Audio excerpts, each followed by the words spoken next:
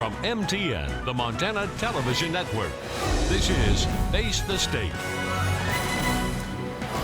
Thanks for joining us on today's Face the State. I'm Jason Laird, joined by the new crew, or crew soon to be, of the pre-commissioned unit, which will soon be the USS Montana. So Senior Chief Norenberg and Commander Delaney, thank you so much for joining us on Face the State bright and early. Thank you. Thank you for having us. So to kind of start things off, give me a little bit of an idea. Talk about your backstory. So obviously you're going to be the crew of the USS Montana once it's commissioned, but start off with just kind of your background with the Navy. Sure thing. So when I was looking in high school where I wanted to go to college, I decided that I wanted something a little more that both challenged me as well as gave me the opportunity to serve, which was a tradition in my family. So many years before that, I had visited the Naval Academy and I was watching the cadets march around and I was like, wow, I can't believe I would never do this in college. So my mom took the pamphlet that they have, the admissions pamphlet, and gave it to me. So at the time I used to be a pack rat and I would keep that packed away. And so I threw it under my bed in my box. So I was like, I remember years ago that I had that admissions booklet. So I pulled it out, blew the dust off of it. I open it up and I see, oh, there's a local rep from New Jersey where I'm from. Called that rep up and a woman answered and she said, I'm sorry, my husband's been dead for 5 years. So it was a shock. Right. Anyway, she ended up hooking me up with a person that was actually right around the corner from me. The rest is history. I went on to the Naval Academy. When I was at the Naval Academy, we get an opportunity as midshipmen to ride all the different surface, submarines, you name it, and then submarines really stood out to me as something that I could see myself doing. I really, the community appealed to me, the missions that they do, and then once I got into it, I liked it even more, and here I am today in command of the Montana. Right, never picture yourself here in the state, you know, before the voyage there. So talk a little bit as well, Senior Chief Norenberg, what kind of got you into the Navy and stuck you there? Well, from a small town in Worthington, Minnesota, you know, very small, like 10,000 people, really not many job opportunities. So I wanted to travel a little bit, so went down to the local recruiting station, and that was back in '93, and been doing it ever since. All right. And what kind of, like you said, you know, submarines in particular, what kind of drew you guys into submarines out of all the different ships you could pick?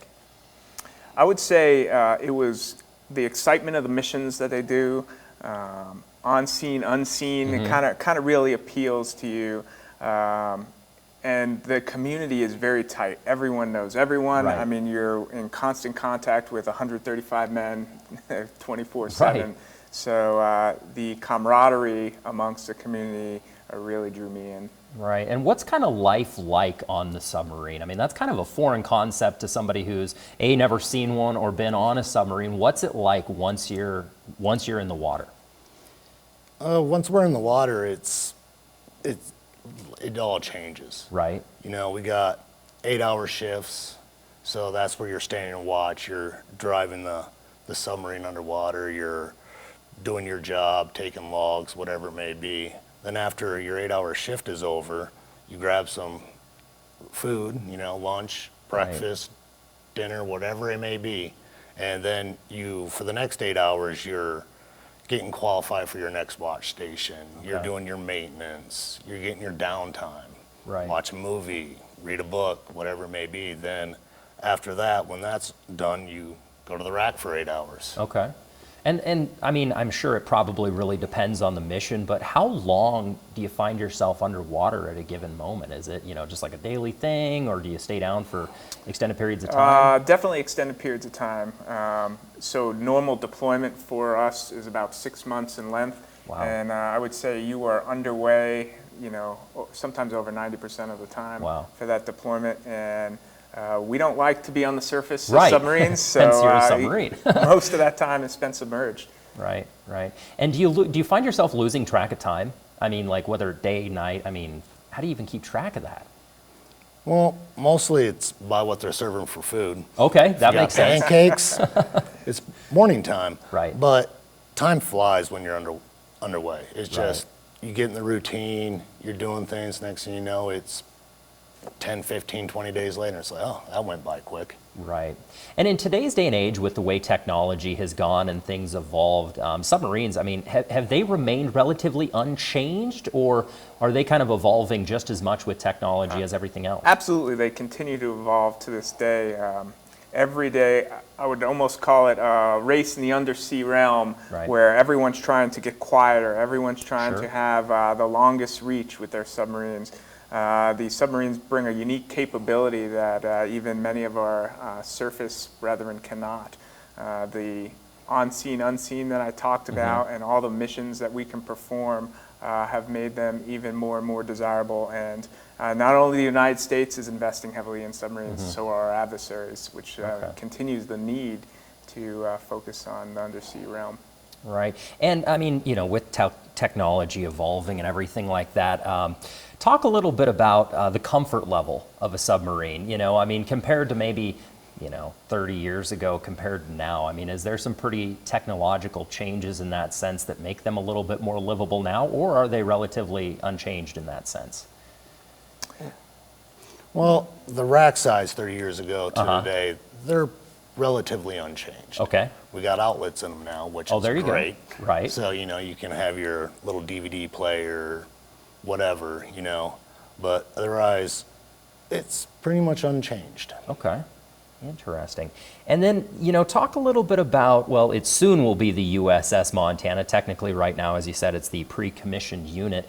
Talk about that submarine in particular. So it's still under construction. So tell me a little bit about what that construction phase looks like. Sure thing. So we use what's called a modular construction process. So Okay. think of the way I usually describe it as a zucchini, and you slice it up, and each module, we'll call it, is already pre-assembled. So all the internals are there, and then they bring them together, they'll weld them together, and then connect all the piping and cabling. Okay. So the modules are actually built in 2 locations, so there are only 2 shipyards that build nuclear-powered warships in the United States.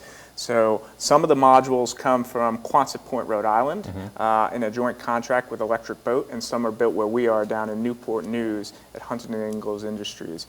So when the modules, the ones that are made up in Rhode Island, are complete, they're shipped down, and eventually where we're at right now is all our modules are lined up. We have some that are already welded together, and probably over the next year they'll be welded together in one piece for a whole complete. Once the whole is together, we'll do a ceremony that will be coming up next year, which is a christening ceremony. Most people know that traditionally by the sponsor breaking a champagne bottle over the side of the hull. Right. Then the boat will be moved into the water. So it'll sit pier side. Okay. There's still more testing and things that need to be done before the ship is ready to go to sea. And then probably sometime in 2021, the boat will go to sea for what we call sea trials. And that'll Okay. be the first time that the boat ever goes underway, and they do all sorts of underway testing of the boat to make sure that it meets all the contract specifications, and then it'll come back and we'll accept it for the Navy, and then that will be the commissioning ceremony where we become the pre-commissioning unit to USS Navy as a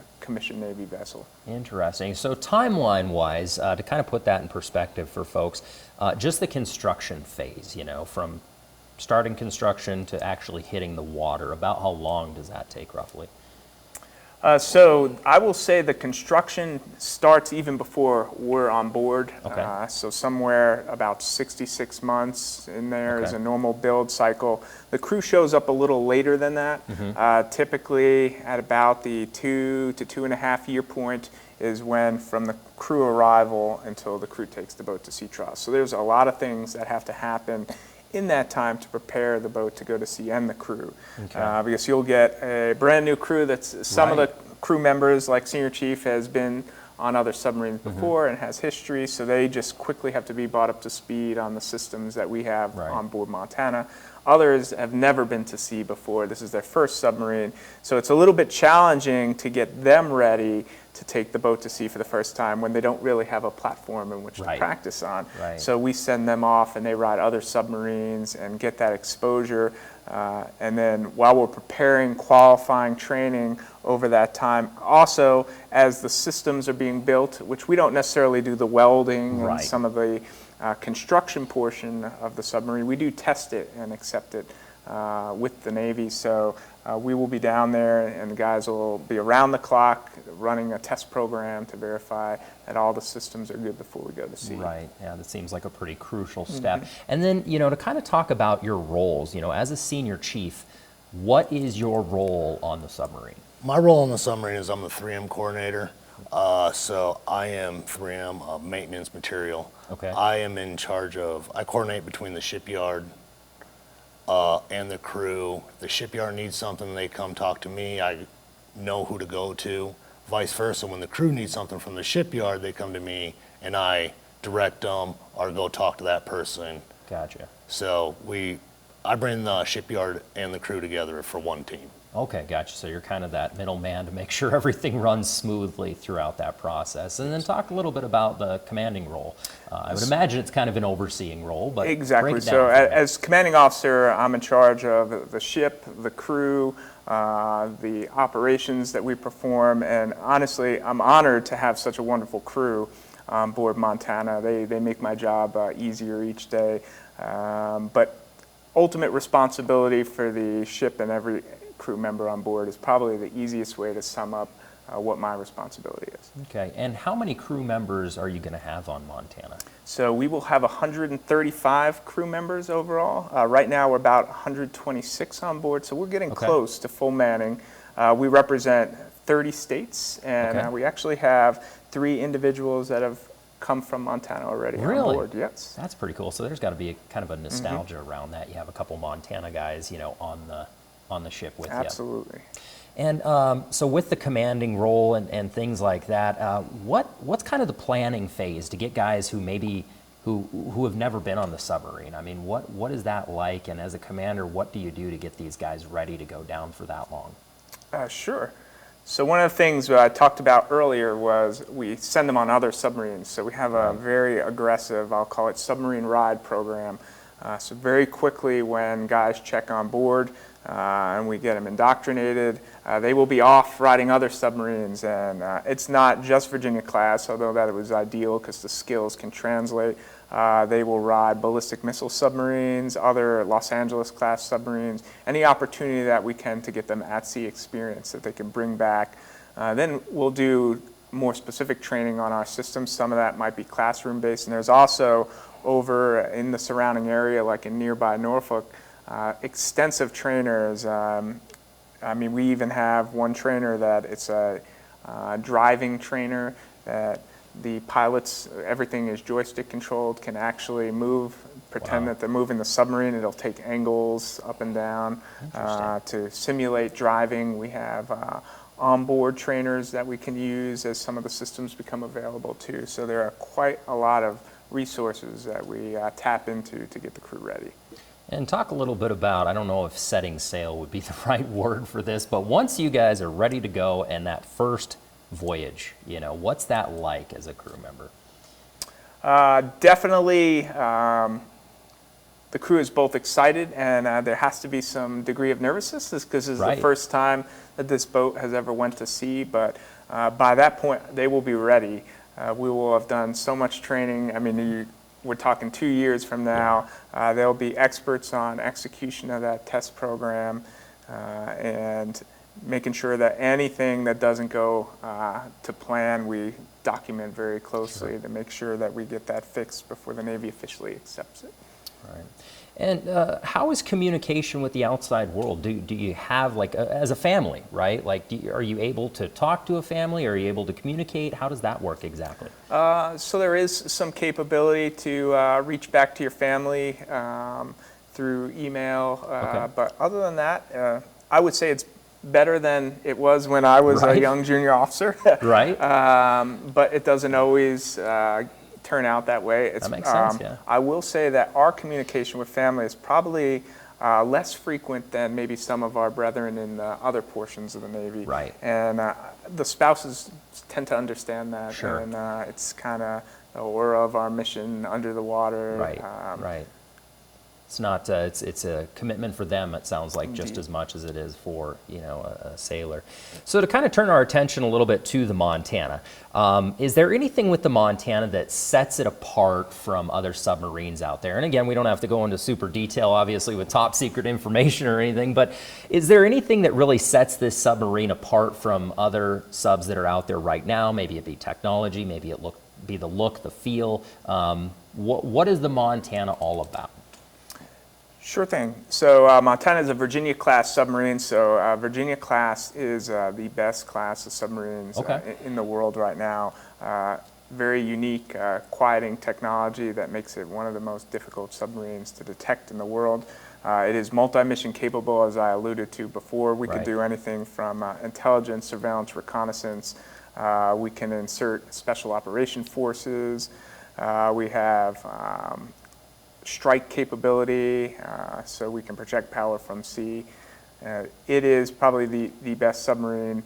Not to mention, we will be one of the early, what are called Block 4 submarines in the Virginia class. So through some of the designs that we have unique to Montana, we'll be able to reduce the number of shipyard availabilities that the ship goes through in their life and get more deployments out of the boat. Interesting. And how does that work with deployments? I mean, how many do you usually get out of a submarine? Is there any given number with that, or? Right now, I believe the target for Montana will be about 15 deployments through her life. And then what happens to the ship after deployment? After that, the ship will get decommissioned, and you'll often hear submariners joke that it's becomes razor blades. There you go. That's funny. Where did that whole thing come from? Is there a story behind that? Not that I know of, but obviously they just cut it up, and that's the joke. Interesting. And speak a little bit about, I've heard there's going to be a little bit of, I guess you could call it nostalgia, but a little bit of a Montana feel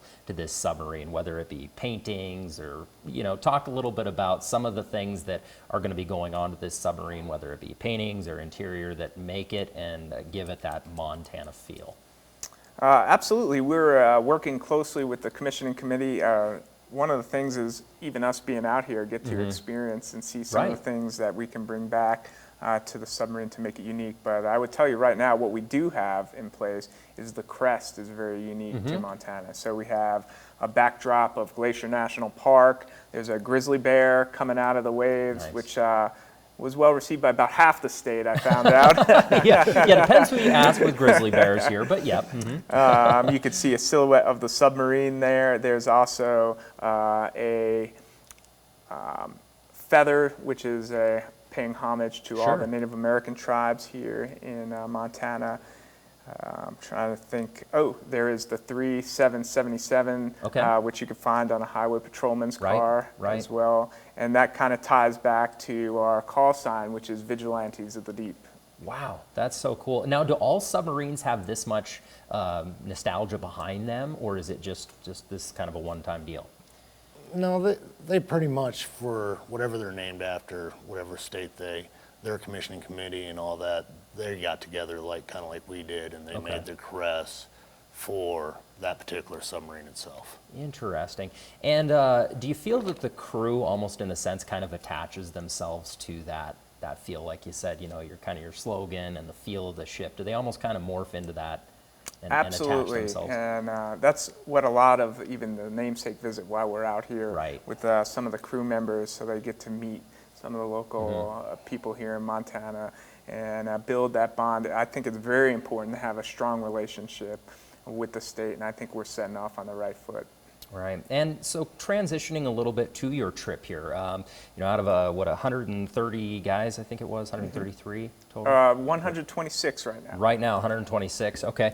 Out of all those guys, you actually had quite a few that wanted to come out to the state and check it out. How many guys did you bring out this trip? So on this trip with me are 4 of us this time. So we will have about 3, though, after that on each subsequent trip. So a very small cross-section of the crew. If I could, we would bring everyone, but we still have a mission back there that the guys are doing every day. And talk a little bit about some of your activities out here, what all you've had the opportunity to do while in the state. First People's Buffalo Jump. Yeah. Went and saw that. That was pretty astonished just how Native Americans did that hunt. Right. So I learned about that, went up to, was it Sun River Valley, which was pretty cool to see. That was like day 2. Right. You missed it with a lot of water there, that's for sure. Day 3 is the Lewis and Clark. Sure. Was part of the round dance for the festival itself. So just all the local areas, and just it's been awesome. And Commander Delaney, what's your experience, and what has your time here been like? So always great. This is my second time to Montana, so I got to join the crew a little bit later and missed some of the initial stuff, but I actually got an opportunity to go to my first rodeo. Nice. It was quite an experience, and I was joking afterwards. I sent back a video that I had taken for the family, and it was mutton busting. So that was the first I'd ever seen that. And awesome. Next thing, my phone was blowing up from my kids that they were, totally interested in mutton busting, and watching this video of little kids talking about getting practice on their dogs. Yeah, it doesn't get much more Montana than rodeo. So what was your impression of I'm guessing was it the Belt Rodeo? Indeed. You went to? Okay. So what was your impression? What did you think of it? Absolutely amazed at some of the skill that these cowboys had. Doing this professionally on a competitive level, and I'd never known. I've seen bull riding on TV. I've seen the bucking, and it was all in one event, which was really neat. Right, it's a whole different ball game seeing it in person like that, and it's funny because like living here in Montana, you forget that like there's a lot of places out there that rodeo is not a big thing, and that's something that's such a heritage to Montana and Montana residents is rodeo and the way of life, cattle, farming, and all that. So it's cool that you got to take part in that. And to kind of follow up on that, do you feel that the Montana way of life is kind of almost in a sense translated into this ship a little bit, not only through the paintings, but kind of what we stand for out here and our day-to-day life? Do you feel that that's translated to this ship in any way? Absolutely. So one of the things as a brand new submarine is we get to set the culture of our crew, and having a lot of pride in being Montana. Not only are we representatives of the submarine force and the Navy, but also representatives of the state of Montana. We view that way. And anything unique that we can do to make the crew part of that team is important to us. Right. And you said you do have a couple other trips planned out here. Will those crew members visit different areas of the state, or do they still come to central Montana and then kind of disperse? Indeed, that's what we're doing. So last time we were out here, myself and Pay Officer Evan Glenn, who's from Bozeman, Montana, we did a trip that started all the way out in Billings, and we ended up in Missoula, and it involved helicopters, cars, you name it, making it across the state. And as wonderful as it was, we were exhausted by the end of it. We were going everywhere. Every couple minutes, and I tell the politicians this story, and they're like, "Oh, that's our life." Right. So what we tried to do this time is kind of localize the groups and have smaller groups go out and cover more of different regions of Montana. So the next group is scheduled to go out to the Flathead Lake Glacier National Park region, and there'll be some members there. And then we're looking at maybe even potential third visit out to Butte, Montana as well. And there are only groups of 3 people. So what you alluded to before is at least 40 or more people wanted to go on every trip, and only 3 are able to go, but at least they could take some of those experiences back and share them with the crew members. And how has the reception been here? As Montana resident and other Montana residents, how has the reception been? Have we been all right to deal with, hopefully? Oh yeah, you guys have been great. The hospitality that the state of Montana has given us. I think I shook more hands this week I was here than my whole life beforehand. Awesome. Just thanking us for what we do. All the veterans. You got more veterans per capita than any other state, and it's been awesome. Awesome. How about for you? Absolutely, the hospitality is incredible here. Every time now that I've been back here, it's more of the same. I could spend a trip alone just talking to the people here in Montana. Everyone's very appreciative, interested in what we do, and just overall wonderful people, very supportive of both the military, the Navy, and the Montana. Well, and I think too, a lot of that falls behind, submarines are a very elusive thing, especially to folks who, don't really have much of a concept on that. So, I mean, that is cool to be able to, actually meet the crew that's going to be on the Montana and, get to know you guys and kind of, pick your brains on what you're going to be doing and how things are going to play out. And it sounded like you had a little bit of time out at the base here, Malmstrom as well. Talk a little bit about that real quickly as well.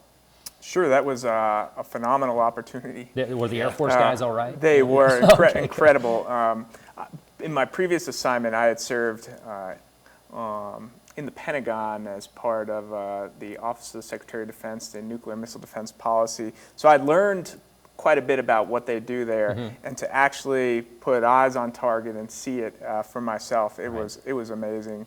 Right. And to have an appreciation for the way of life of the missileers and the security forces and how much goes into it. It's truly amazing. I know some of the guys were even excited about having that opportunity to go out there and learn about what they do, their mission. I would imagine there's probably some similarities. A lot of these guys are underground for pretty long extended periods of time. Yes. I would imagine that there is a few similarities behind that. So kind of, what was your experience out there as well? My experience is, when we got down there, they warned us it's going to be tight quarters. Right. And you go down there and it's like, you see like the same resemblance what's on a submarine. Interesting. The tight quarters. Their technology is a little outdated. Right. Well, we thought ours was outdated. And it's like still the 1960s. Right. That's our there. next plan of attack. Yeah, there's a lot of upgrades coming in that But it department. works, so. Right. Yeah, it's one of those technologies that it's kind of been fail-proof, hopefully, at this point. But it'll be interesting to see how all of that plays out. So we got about a real quick minute and a half here or so to wrap things up. But real quickly, next step forward. Once you get back, to your hometown, what's the day look like? Once we get back, as wonderful as this trip's been, it's right back to work. We are in the throes right now of accepting and testing part of our nuclear reactor plant, which powers the submarine. Okay. So there is still extensive testing that remains on that to prepare, as well as some of the crew members are starting. One of the guys that's with us is going to turn around and go right back out to Hawaii. Wow.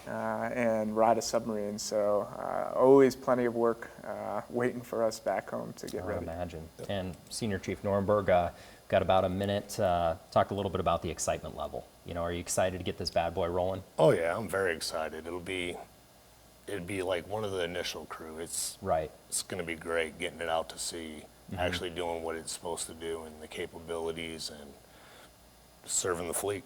Right. Doing the mission. Obviously, we really appreciate you guys coming here.